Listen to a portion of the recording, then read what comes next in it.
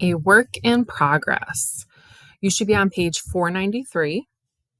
So today we're going to be annotating and focusing on Amy's perspective about her prosthetic legs. So prosthetic basically just means like fake compared to others in her life. So how does she feel about her legs compared to others? And we're going to focus particularly on paragraphs 2, 3, 5, 9, and 14. And then do a little bit of close reading on paragraph 13 for denotation of buoyant and then connotation of the word bane. I'm looking at this and it says personal narrative.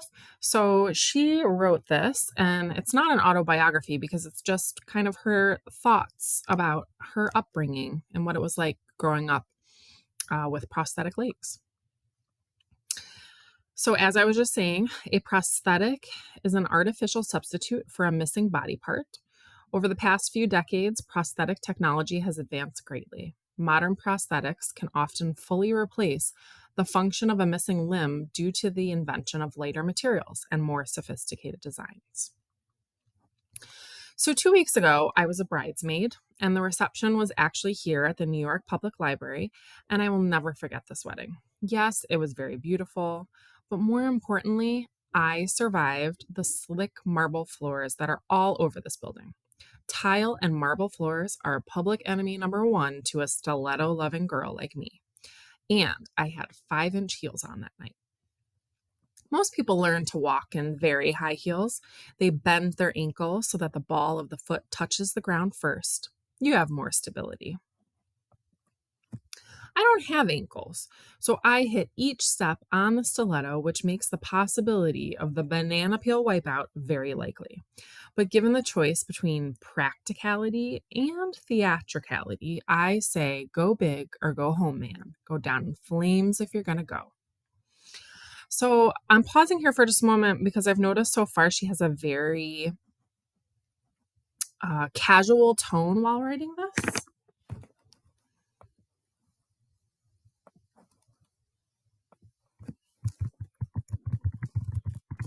And also, I think she's also has like a casual and humorous tone.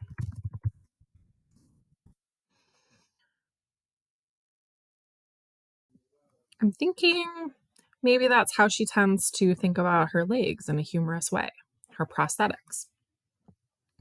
I guess I'm a bit of a daredevil. I think that the nurses at DuPont Institute would agree. I spent a lot of time there as a child. Doctors amputated. If I look down at the bottom, I see the number 1 for the footnotes. So amputated means removed surgically. Doctors amputated both of my legs below the knee when I was an infant. And then when I was 5, I had a major surgery to correct the wonky direction in which my tibia was growing. So I had 2 metal pins to hold that, full plaster casts on both legs. I had to use a wheelchair because I couldn't wear prosthetics. One of the best things about getting out of the hospital is the anticipation of the day you return to school. I had missed so much class, I just couldn't wait to get back and see all my friends. But my teacher had a different idea about that.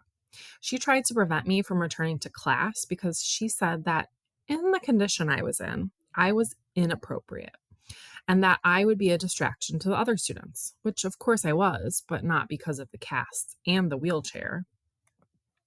Okay, again, here's that humorous tone. I'm inferring when she says she's a distraction to other students, she's probably very talkative. But I'm focusing on perspective. So her perspective is she's very excited about going back to class.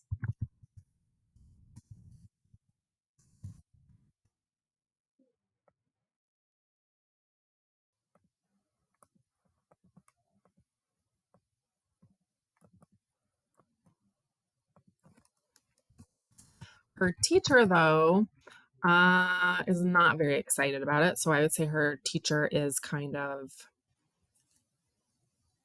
nervous about the other students, or maybe more concerned about the other students rather than Amy.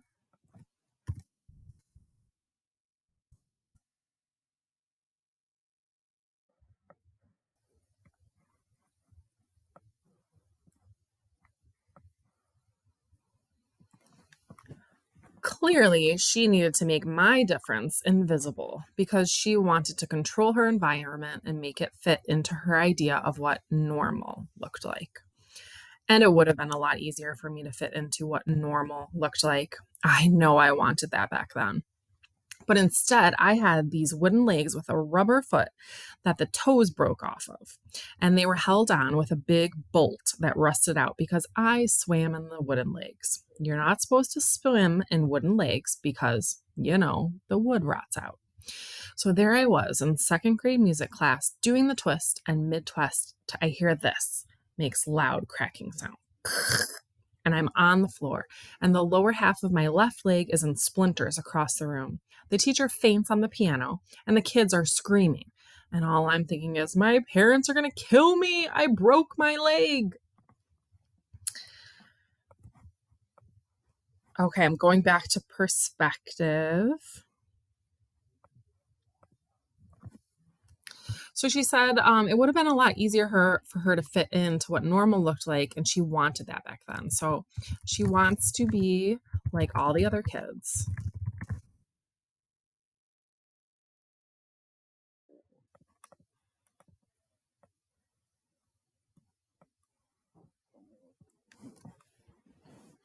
And then also I would say her perspective is she's more focused on like how much her legs cost and how upset her parents are going to be than, you know, all of the other ramifications of like scaring the rest of the students, of, being embarrassed, the teacher fainting.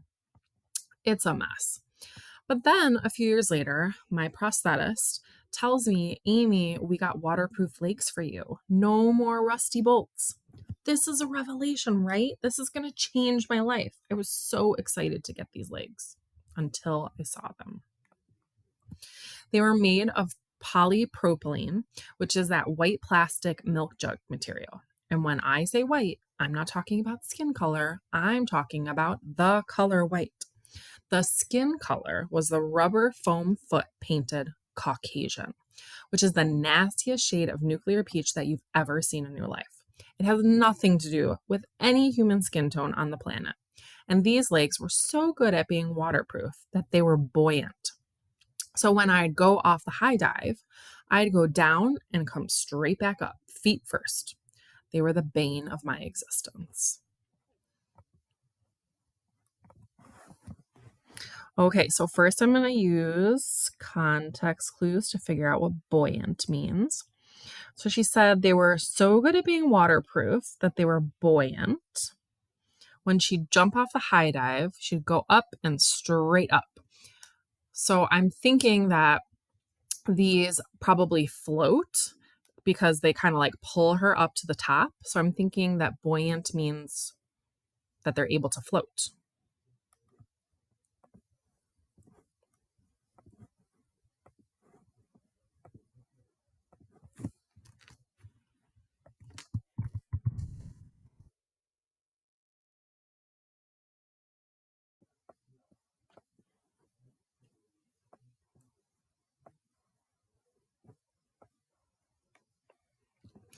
All right, and then the other word that I was going to take a look at was bane. And this time, instead of denotation, I'm looking for connotations to the feeling of the word. They were the bane of my existence. So it makes me think she hates it because she's talking about how they're a nasty shade. It has nothing to do with any human skin tone on the planet. And they're causing her to float up to the top, which is not natural. So I'm thinking very negative.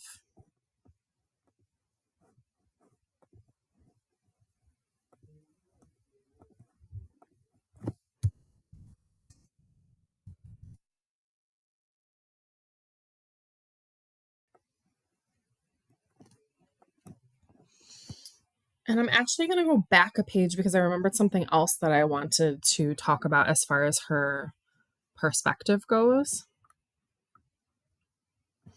When she was talking about how she wasn't supposed to be wearing those legs in the water because you're not supposed to swim in wooden legs because the wood rots out.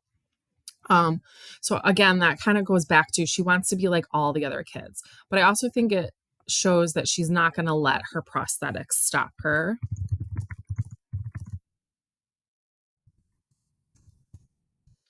from accomplishing what she wants.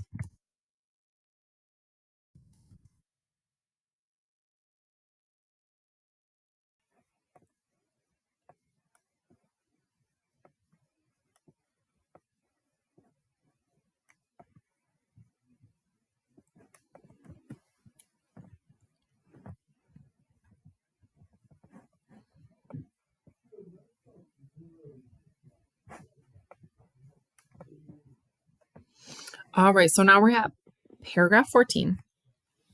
So her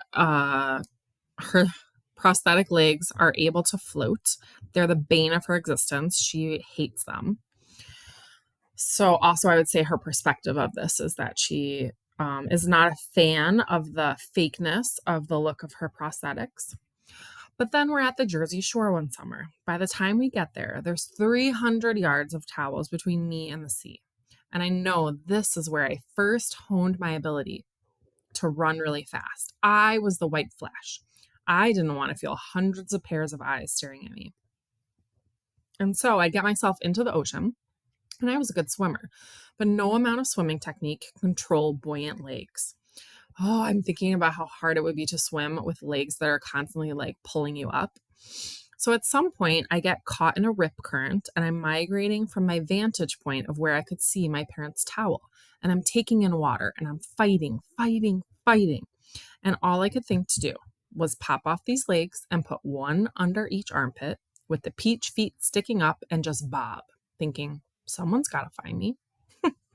So she takes her prosthetic legs out and puts them under her armpits and makes them kind of like a float. And a lifeguard did. And I'm sure he will collect for therapy bills, you know? Like they don't show that on Baywatch. But they saved my life, those legs. All right. So I am noticing two things. So first, the fact that she says that she really became a fast runner because she didn't want people staring at her. So I think that shows that she is a little, she's ashamed of her prosthetics, or I guess embarrassed. You could also say self conscious.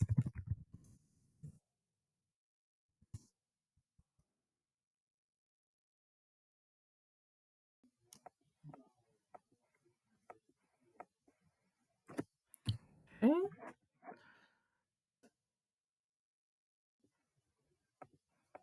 All right. There we go. It will not let me go back and edit that. Hold on. Let me try something.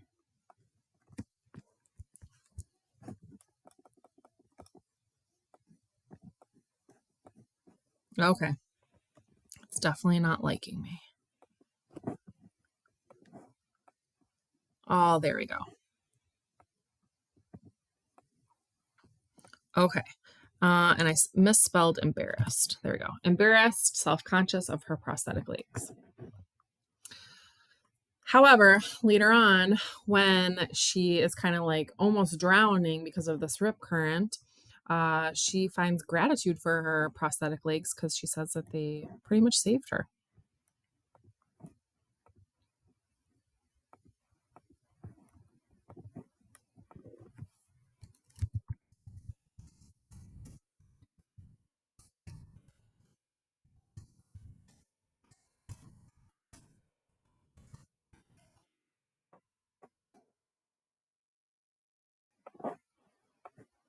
There we go. I got it figured out. I'm on my laptop, so it makes things a little bit more difficult than when I'm on the board. Okay, and then lastly, we're just going to mark where we left off so we can pick up there tomorrow.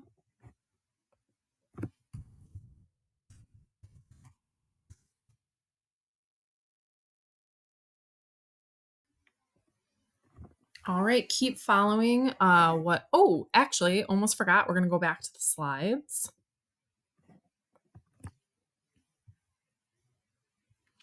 All right, so I'm going to read this to you and you're going to decide which evidence really supports the claim. that her prosthetic legs saved her life. So your options are A, so at some point I get caught in a rip current and I'm migrating from my vantage point of where I could see my parents' towel. And I'm taking in water and I'm fighting, fighting, fighting. And all I could think to do was pop off these legs and put one under each armpit with the peach feet sticking up and just bob, thinking someone's going to find me. D, and a lifeguard did, and I'm sure he will collect for therapy bills. All right, so you can pause the video if you need some time to think about it. All right. As far as a piece of evidence that supports the claim that her prosthetic legs saved her life, the best would be C. Hopefully you chose C. Okay, continue to follow the directions that are up on the screen in front of you on what to do for the rest of shared reading. Hope you have a good day.